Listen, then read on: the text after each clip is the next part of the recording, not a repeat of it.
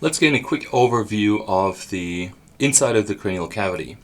The first quite apparent thing is that, well, there are three different regions called three cranial fossae. That will be the anterior cranial fossa outlined in pink, the middle cranial fossa outlined in blue, and the posterior cranial fossa outlined in orange.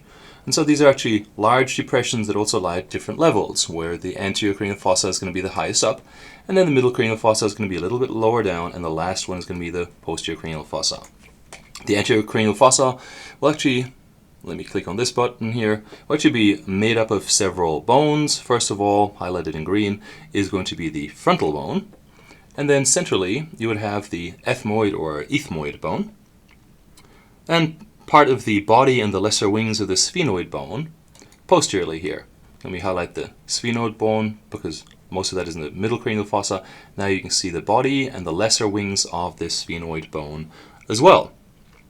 The greater part of the anterior cranial fossa will be formed by these ridged orbital plates of the frontal bone. So if you would go straight through here, you would get to the orbits. This region in the middle, in between the two cribriform plates of the ethmoid bone, this is called the Crista Galli. It is an elevation. That means the coxcomb, and it's kind of the medial ridge that projects upwards, and you would actually have the dura attached here from the falx cerebri. And as I said earlier, you have the olfactory bulbs lying on here on this sieve-like cribriform plate that will be able to extend their special sensory axons through here to the olfactory epithelium. The middle cranial fossa is kind of shaped like a butterfly or a bat. It's outlined in blue here. The central part is composed of something which is referred to as the sella turcica, which means Turkish saddle, because you could imagine that this here does look a little bit like a saddle. Well, riding in that saddle would usually be your pituitary or hypophysis. And this is then flanked by four processes. These are called clinoid processes, two anterior and two posterior. The horn of the saddle is going to be this part here. That is called the tuberculum sellae. So it's just a slight elevation anterior on the body of the sphenoid. And the dorsum sellae is going to be this part that extends inferiorly and will then extend as a part called the clivus, which is like a slide that goes all the way down to the posterior cranial fossa, accumulating in the, or ending in the foramen magnum. There are a couple of important foramina in the middle cranial fossa. We can see, for instance, that on each side, the body of the sphenoid is going to be pierced by four foramina. They'll be perforating the roots of the greater wings of the sphenoid. You'll have, for instance, if we look anteriorly here and zoom in a little bit, you'll have the superior orbital fissure.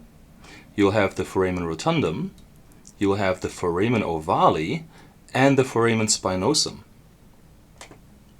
We will discuss what passes through these in the video specifically on the cranial foramina.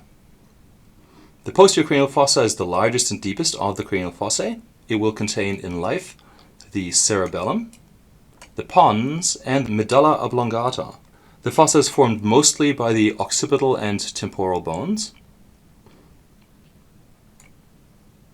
On the inside we can see the internal occipital crest, which is this bony ridge here, and that will lead to the internal occipital protuberance.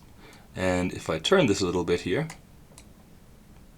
we can see that there are deep impressions here going transversely left and right, and after they have moved left and right, they actually will arc kind of shaped like an S. So this is the region, or these are the regions where the sinuses, called the transverse sinuses and then the sigmoid sinuses, would lie in life.